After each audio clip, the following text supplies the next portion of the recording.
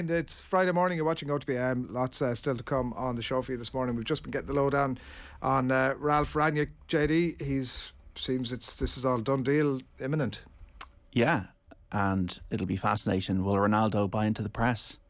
Because that's what Ralph Rangnick is all about, isn't he? He's the godfather of the press, which has obviously been moulded by Klopp and by Tuchel over time. But Hoffenheim, Schalke, Leipzig, very much a German philosopher. Seems to be an impressive talker.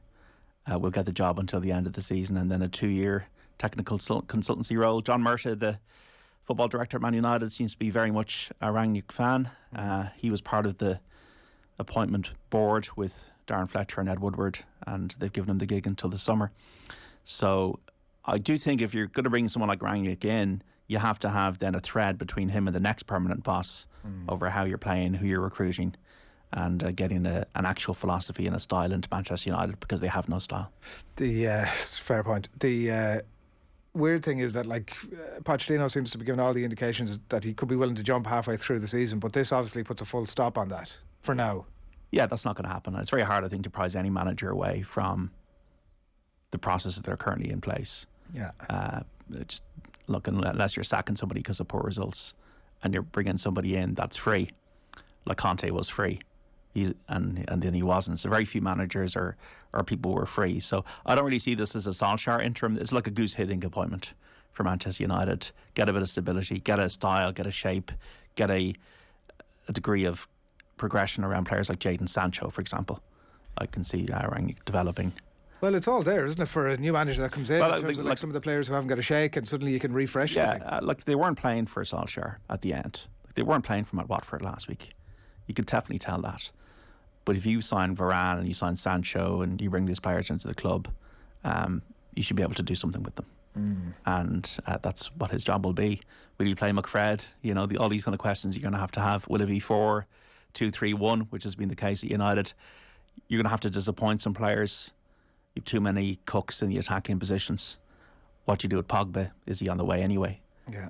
So there's lots of things to work out. An exciting thing, and he's very much of the view, I think, Rangnick, from listening to his briefings, that you improve the players you have, you decide who isn't cutting it, you get rid of them, and then the players you bring in, they need to improve. Yeah. But it's all been very much about the style of play, being pressing, and United have never been that team in the last few years. They've been a counter-attacking team before Ronaldo came. Yeah, no, that aspect of it is going to be a real must-watch aspect to it. It's gone at 9:15. It's Friday morning. You're watching OTB AM. We're live with Gillette, proud sponsors of Movember. Gentlemen, let's mow. And we are, as you've been hearing, joined in the studio by John Duggan, and we've plenty to get through in terms of the games. I want to touch on the match last night in Tala as well in a few minutes' time, and also the FAI Cup final as well. But we'll have a look at some of the fixtures for the game for the weekend, and a nice little fixture to get us up and running tomorrow at 12:30. Arsenal Newcastle, right? So this is a 12:30 start at the Emirates Stadium. So Arsenal unbeaten in 10, then a reality check, right? So they're looking to get Wenger back in, maybe as some kind of guru for Arteta. I'm really surprised to see They've been that. Ejected by the nostalgia. The nostalgia has drifted from Old Trafford to North London.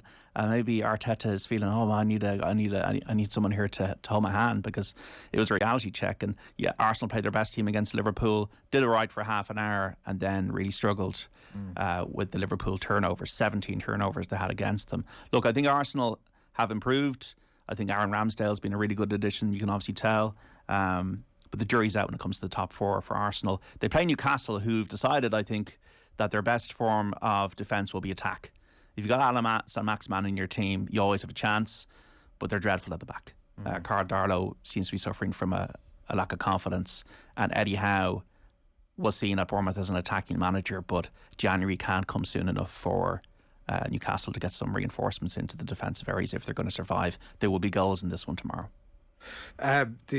Steven Gerrard. What Steven Gerrard's next game is going to be the agenda for the next little while. I presume it'll be a tougher job for him to be dancing up and down that touchline against Crystal Palace. Well, he's got the motivational aura, right? He's got to fix the defence. They didn't have much possession against Brighton last week, and that'll be the key thing, because Villa have been pretty porous. He went 4-3-3 at the back last week. Can he get the best out of Ings and Watkins and Buendia? I think he probably can. The great thing about Gerrard at Rangers was that he sorted the defence out, and they went unbeaten last season. It's going to take a while. Palace have been good at home. I love them. I really think Vieira's done an excellent job. I think Conor Gallagher is a breath of fresh air in the Premier League, plays with a smile on his face, really skillful midfielder. You could definitely possibly see him back at Chelsea if he wants to go back there, because he's on loan from Chelsea at the moment. Benteke scoring goals, just looking through the stats, 4 goals in his last 5 games. I think Eduardo has been a really good addition. Defensively, they've been a little bit suspect. They've conceded more from set pieces than any other club, Adrian. So this has a draw all over to me. Liverpool, Southampton then obviously in the other one, and like Liverpool are a little bit sort of, you're not really that sure what you're going to get with them from week to week at the minute. Yeah, well, 3 o'clock at Anfield, got the crowd back. I think this could be a long afternoon for Southampton. Right. The way they dismantled Arsenal, once actually that row happened between Klopp and Arteta on the line, it got the crowd pumped. And maybe Liverpool needed those couple of scratchy games that they had, including the West Ham defeat, to refocus. Like Salah and Mane have scored 18 goals between them in the Premier League alone this season. Alexander-Arnold is playing really well. Their midfield, I don't know about the depth of it, but Thiago seems to have grown in confidence a bit, and I'd expect them to take Southampton quite easily tomorrow. Southampton, for me, lack strength in their squad. And I think that Hasenhüttl's quite an intense coach, and I think that could really cost them later in the season. I think Ward-Prowse and Romeo are good footballers, but I don't know. They went down to Norwich last week. You lose to Norwich last week, you're really going to be beating Liverpool the week later. Not so sure. I think Liverpool win that easily. The Thiago goal was it was a little bit Stevie G-esque. It was like a golf stinger, like Tiger Woods or something. But I've looked at it. I don't know how many times I've looked at it from I don't know how many angles, and I still can't exactly figure out, was the change of trajectory to do with it just clipping the grass? I think the way he got over the ball with the foot. He really got over the ball well with the foot, and then that kind of had that kind of swerve and spin on it. Yeah, scorer of great goals, I think John Giles. Rather than a great goal scorer.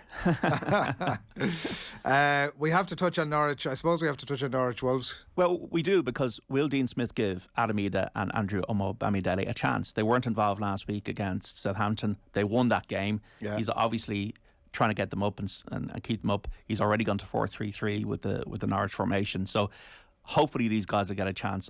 I think Omo Bamidele probably has a better chance at the moment, because Timu Pukki is very much seen as the target man at Carrow Road. But they need to be getting game time. Who they're playing? Wolves. I think Bruno Lage is probably the most underrated manager at the moment in the Premier League. Just going through it, they've won 5 of their last 7 games. Raul Jimenez is back scoring goals. I was at Molineux a couple of years ago. It's a really good atmosphere. And I thought Wolves might struggle this year when Nuno left, and the feeling of there might be a bit of a stagnation going on there. But Bruno Lage has got them well drilled. Even Daniel Podence came into the team last game and played well. So I think Wolves can take something out of Norwich, maybe another draw. Brighton Leeds obviously is the other game, and Brighton, I don't know, is it fair to say that they're kind of punching above their weight, and Shane Duffy's obviously been a big part of that. They had the last game out obviously didn't go exactly according to plan, and maybe there is a bit of a levelling coming for them. I think they play really good football. I think their manager Potter's an excellent coach. I think they lack squad depth. I think they lack strikers of a real calibre, like Trossard, Maupay, but I think they play good football. You wouldn't have been expecting, if you're a Brighton fan, having seen the way they played at Anfield, that they would take 1 point to their next 6 from the Newcastle and Villa game. So I do agree with you, that's probably 11 off.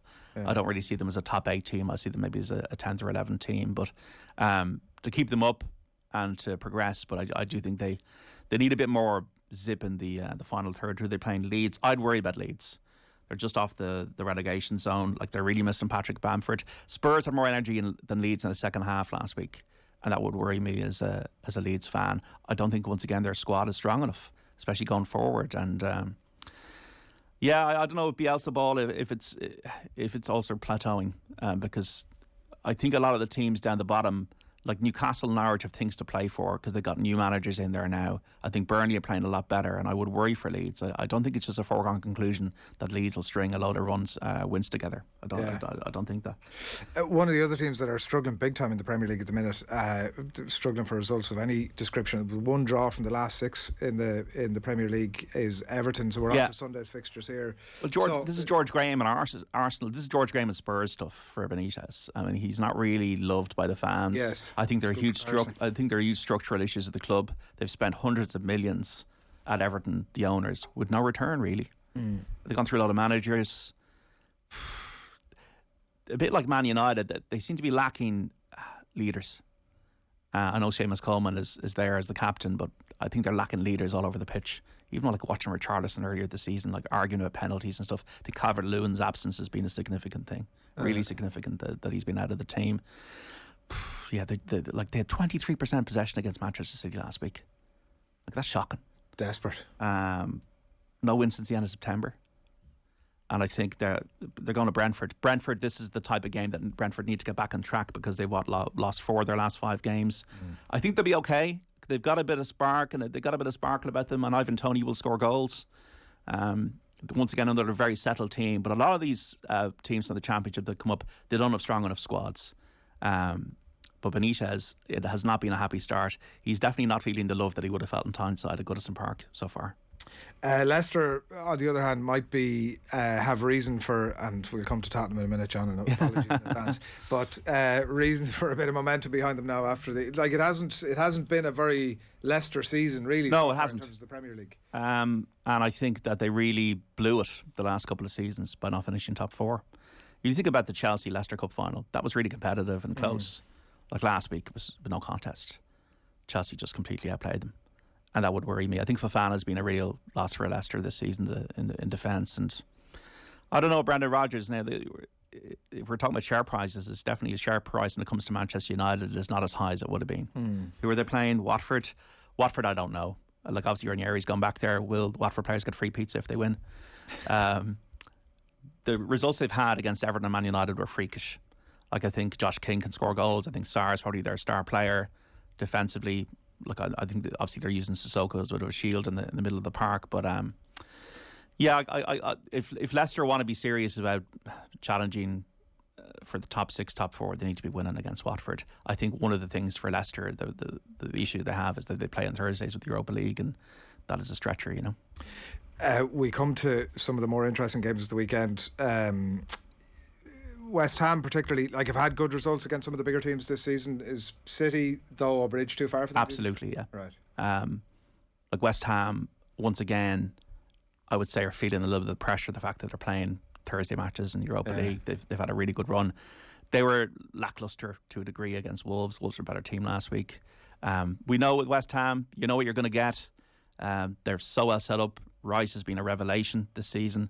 I just think they're a 5th or 6th place team in the Premier League, which is a fantastic achievement for David Moyes. But Manchester City, as I said, like I gave the Everton stat, they had 77% possession. They went and they outplayed PSG. Now, I know PSG didn't help themselves with the fact that their top players are just walking around, but they'd no Foden, they'd no De Bruyne, and they'd no Grealish tonight. Yeah. That shows the squad strength. Raheem Sterling is motivated, he's hungry. Like, they even played, Cole Palmer last week up front, a young lad, and still beat Everton 3-0. I think it'll be a comfortable win for Man City on Sunday. NS Moura. Yeah, that's desperate, isn't it? That is the lowest of the low. Like, what's going on? You can see the passion of Conte in the sideline against Leeds last week in the second half. It's almost like he skinned them alive at half time. And then they came out, and the likes of Lucas Moura really putting in the shift, and they won 2-1. But I think that might be more illustrative of Leeds' issues at the moment than Tottenham's strength. He knows. He then it was completely sheepish and sober and ashen faced yesterday after the game, and he knows that he has a huge job on his hands. In some ways, and look, they wouldn't have designed obviously for that to have happened last night, but to be away from all of that and without that sort of distraction, could it be a blessing in disguise? If the club have any cop Daniel Levy, Joe Lewis, the owners, and understand this is an elite world-class manager who won a title in Chelsea in his first season, has won 3 titles at Juventus, has won a title at Inter Milan only this year. He's not a busted flush like Jose or Van Gaal or even Rafa Benitez. You got to back this guy. You got to give him as much of a carte blanche as you want, and his coaching staff, and say, look, whoever you want to get rid of, you get rid of. Like, there are players there that just need to leave the club. Dele Alli, Harry Winks, Davinson Sanchez.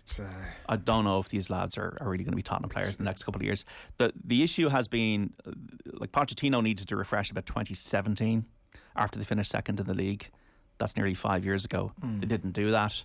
Harry Kane has looked at times to be demotivated, and Conte just needs to actually take out the metaphorical chainsaw in that dressing room. Which may be the case at Old Trafford as well, although at Stamford Bridge in the late game, Chelsea United. They go to Burnley, Spurs, yeah. So Maxwell Cornet has been the revelation for Burnley. scored 5 goals in 6 Premier League games. He might keep Burnley up. Chelsea, Man United, all I thought when I thought about this game is 2-0. 2-0 to Chelsea. Yeah. Like, if United lack structure, Chelsea have utter structure. Now, Chilwell's injury and maybe Conte might be out as well. Could be an issue for them. But you know what you're going to get. You get 3-4-3. They're bringing players like Chalobah in there. Kovacic can fill the role with Jorginho if Conte's not involved. They've scored 22 goals without Lukaku. They're a model of German efficiency. And against the United team that has been shapeless. What are United going to do about Ronaldo? Because some United fans might argue, well, Ronaldo is the only reason why we're in the Champions League last 16, and he's actually been it's a conundrum. I don't know the highlight. answer to it. It's and the others might argue, you know what, you can't have 10 players in your team, and a passenger who scores goals in the 90th minute. Look, it is. It is like how they got the confidence boosting win. One of the bright sparks of the other night was Sancho. Yeah, like the first time you really see Sancho play. But to me, Chelsea were fantastic against Juventus during the week. They were just completely barnstorming display, full of vigour. You know, Hudson-Odoi. Reece James has been involved in 8 Premier League goals out of 7 games, either scoring or assisting, and he's one of the top 3 players in the league for me at the moment. And like Tuchel working with players like that, that's what Rangnick needs to do at Man United, but it's not going to happen this Sunday. Before we wrap, the FAI Cup final, Bows Pats Sunday, what are you thinking? I'm just thinking, you know what, the match is the match, and you'd have to think Pats would probably be the favourites based on their league performances this season, Adrian, but this is more about the occasion, and this is more about the evidence of maybe a sea change in Irish football, that more people are getting bought into this. If we have over 35,000 tickets sold, that'll be the best performance since 2009.